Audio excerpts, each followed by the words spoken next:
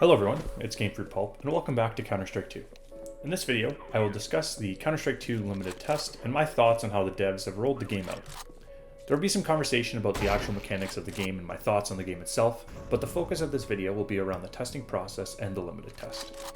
If you enjoy the video and are new to the channel, be sure to hit that subscribe button. So in order for you to all fully understand my perspective on the limited test, I have to explain when I got access and what I have gotten access to during that period. I got access to the game on July 19th. I wasn't notified in any real way. Basically what happened was I launched up CSGO and there was a little banner with a button at the top of the screen that said I was eligible to download and test CS2. Obviously, this was really exciting and I jumped at the opportunity. I downloaded the game right away and started playing it. When I first got into the game, I was able to join Counterstrike 2 and had access to Vertigo and Overpass. These two maps were both able to be played in competitive mode during that first week.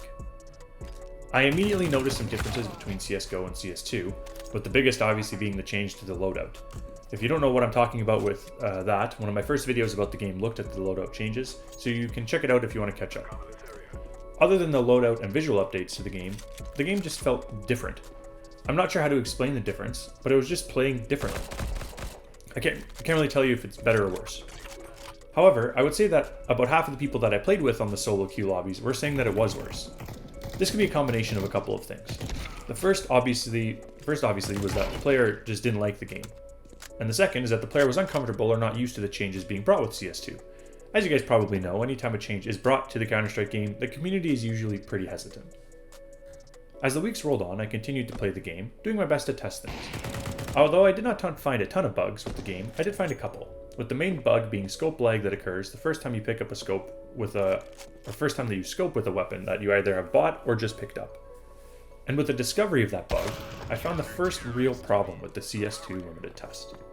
I discovered a bug that needed to be fixed, and I had no idea how to report it to the devs. There was nothing on the landing page of CS2 that directed me on where to go, and there was nothing that I could find anywhere in the game at all on where to report the bug.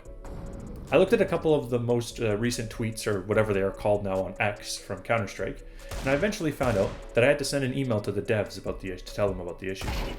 This is such a mind-numbingly inefficient way to address bugs that I am certain a large majority of the players are not doing. I've had the game for over a month now, and this is a fairly serious gameplay bug that is still not fixed. There should have been something put into the game to report the bugs. If they wanted to do it by email, that's fine. The game could have directed the player to a landing page with that information. From what I have experienced over the last few weeks, it seems like a new update for CS2 is essentially rolled out at the start of every week.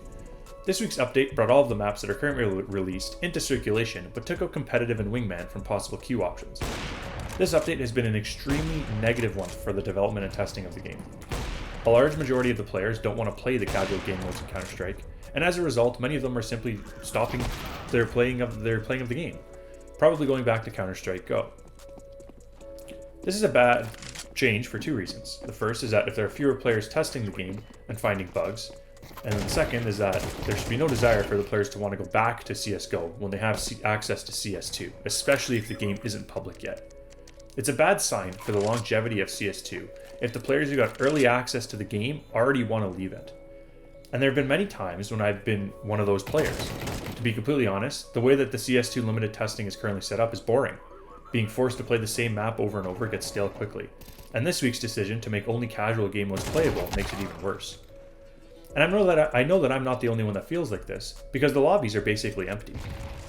Over the past week, I've tried playing both deathmatch and casual to try and get some footage to use in the background of videos. And almost always the lobby has a max of 4 or 5 players. And when those players leave, they frequently end up rejoining the same lobby, meaning there aren't any other lobbies for them to join. I've had entire games of casual where I'm alone with bots and nobody else joins. This is a very, very bad sign for the health of CS2, a game that should be at its maximum amount of hype right now. Now, it's very easy to point out problems and not offer any solutions, and that's not my intention with this video. Both of these problems that I mentioned are really easy to fix, and would help bring relevant testing and healthy lobbies to CS2's limited test. The first fix is to simply put some sort of button or landing page in the game to report bugs, rather than forcing the player to look elsewhere for bug reporting info. Reporting bugs should be easy. Testing CS2 isn't a job, and while players getting early access to the game is great, helping test it should be made easy for the testers. To solve the second problem of dead lobbies, the solution requires two different things. The first is the return of competitive play, with the ability to play more maps. This helps for two reasons. The first is obviously that players want to play competitive, and the second is that players who play competitive want to warm up in casual, so both of the lobbies will have more players as a result. The second change is simply adding more players to the limited test.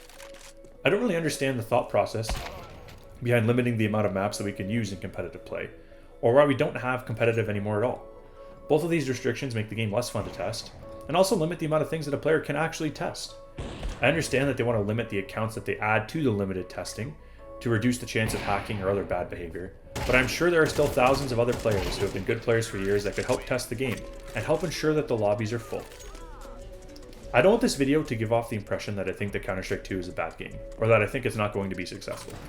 I'm really enjoying the game, and I think it will do well, but I think that this testing could be much more efficient and helpful if they made some changes to the process.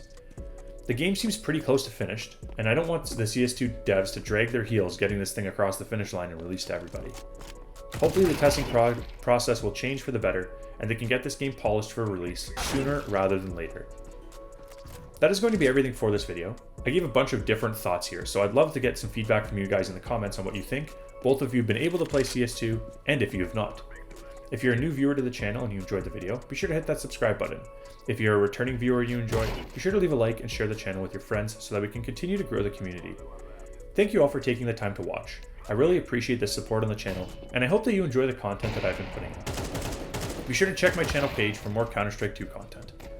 I'll catch you guys all next time. My name is Gamefruitpulp, and this has been a Counter-Strike 2 video. Have a good one.